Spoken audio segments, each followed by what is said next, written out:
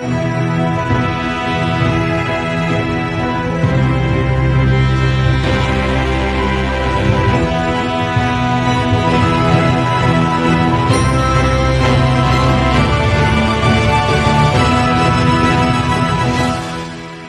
ini bukanlah sebuah monumen biasa, melainkan simbol sejarah perjuangan dan kebanggaan bangsa Indonesia. Presiden pertama Republik Indonesia, Insinyur Soekarno, mempunyai gagasan untuk membangun sebuah monumen yang dapat melestarikan semangat perjuangan bangsa Indonesia dan memberikan kepada bangsa sebuah landmark yang dapat dibanggakan seluruh rakyatnya sebagai penanda Indonesia baru. Usai peringatan Hari Kemerdekaan pada tanggal 17 Agustus 1954, dibentuklah Panitia Tugu Nasional yang diketuai oleh Sarwoko Martokusumo. Beberapa bulan kemudian, tepatnya 17 Februari 1955, sebuah sayembara digelar secara terbuka untuk mencari rancangan Tugu Nasional terbaik. Sayembara pertama disambut meriah oleh masyarakat. Terhitung 51 peserta yang berpartisipasi, namun tidak ditemukan pemenang pertama. Pemenang kedua diraih oleh arsitek Frederick Silaban. Karena belum ditemukan rancangan yang memenuhi syarat, maka pada tanggal 10 Mei 1960, diadakan kembali sayembara kedua dengan kriteria Tugu sebagai simbol pengagungan kelaki-lakian berupa tiang atau cagak. Namun dari 222 peserta, hanya 136 rancangan yang diterima. Di sayembara kedua kembali tidak ditemukan juara pertama. Pemenang ketiga diraih oleh 2 regu dari mahasiswa ITB. Untuk memecah kebuntuan, maka Presiden Soekarno memutuskan membentuk tim arsitek jempolan pilihan Presiden. Presiden menunjuk arsitek Silaban dan Sudarsono untuk memvisualkan rancangan final Tugu Nasional. Pada awal tahun 1961, arsitek Tugu Nasional bersama Presiden Soekarno. Beberapa hari kemudian dipilihlah rancangan dari arsitek Proklamasi Kemerdekaan Indonesia, serta mengangkat angka-angka yang berhubungan dengan momen monumental tersebut, yaitu angka 17, 8, 45. Sosok Tugu diilhami oleh rancangan alu, lumpang atau alat penumbuk padi yang ditancapkan pada dasarnya, yang digelar di atas tanah yang ditinggikan atau disebut dampar. Karya arsitek Sudarsono tersebut mengalami perubahan rancangan yang merupakan tambahan dari Presiden Soekarno sendiri, yang juga seorang insinyur arsitek.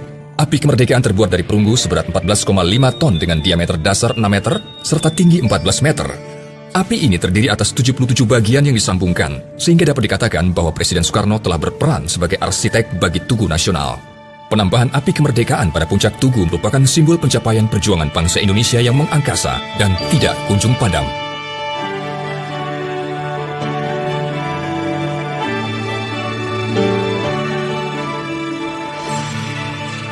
Perubahan juga terjadi pada dimensi Tugu. Terjadi 2 kali penambahan ketinggian. Yang pertama dari ketinggian 128,7 meter menjadi 132 meter. Yang kedua terjadi pada saat pembangunan. Presiden Soekarno menambahkan kembali 10 meter sehingga tinggi Tugu menjadi 142 meter.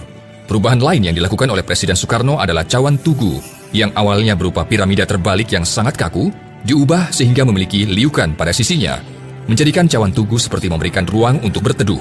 Liukan ini memberi nuansa fungsional sekaligus estetis.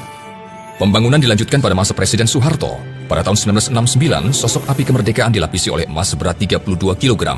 Kemudian pada tahun 1995 ditambahkan lapisan emas murni seberat 17,45 kg, sehingga keseluruhan berat emas mencapai 50 kg.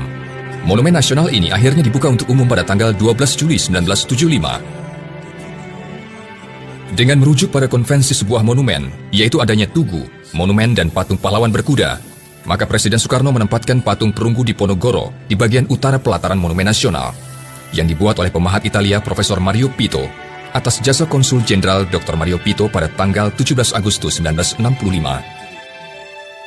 Untuk mengenang kembali sejarah Indonesia, dibuatlah 48 kotak plus 3 kotak di tengah ruangan, sehingga jadi 51 kotak diorama yang dirancang secara komunikatif melalui visualisasi yang menarik. Gerbang Kalamakara di sebelah barat ruang kemerdekaan merupakan ruang bagi bendera pusaka dan rekaman suara Presiden Soekarno mengulang kembali pembacaan teks proklamasi. Ruang kemerdekaan juga memamerkan atribut kemerdekaan lainnya, seperti wilayah kepulauan RI, bendera pusaka sang saka merah putih, hingga patung Garuda Pancasila. Di puncak Monumen Nasional dibangun ruang terbuka sebagai area untuk menyaksikan panorama kota Jakarta, sehingga masyarakat dapat melihat hasil jerih payah para pejuang bangsa, mulai dari laut hingga Gunung Salak. Atas permintaan Presiden Soekarno, Edi Sunarso merancang 4 buah patung banteng ketaton. Banteng yang marah karena terluka, untuk diletakkan di setiap sudut luar keempat pintu masuk ruang museum sejarah. Kemudian patung-patung tersebut digantikan dengan kelompok patung perjuangan yang bertema kekuasaan penjajah Jepang, patung pahlawan 10 November, patung tentara nasional, dan patung di masa pembangunan. Untuk mengagungkan kawasan Tugu Nasional, maka atas perintah Presiden Soeharto, dirancanglah sebuah master plan kawasan khusus melalui SK Presiden nomor 25/1995 dengan Tugu Nasional sebagai intinya. Kemudian, beberapa karya seni dan taman akhirnya ditambahkan untuk menambah kemegahan Tugu Nasional. Monas bukan hanya sebuah tugu biasa, melainkan bukti kepada dunia bahwa Indonesia mampu membuat sebuah mahakarya yang indah. Monas merupakan karya arsitektur khas Indonesia yang tidak dimiliki oleh bangsa lain. Bukti bahwa bangsa Indonesia adalah bangsa yang besar dan mampu membangun sebuah monumen yang indah dan bisa dibanggakan.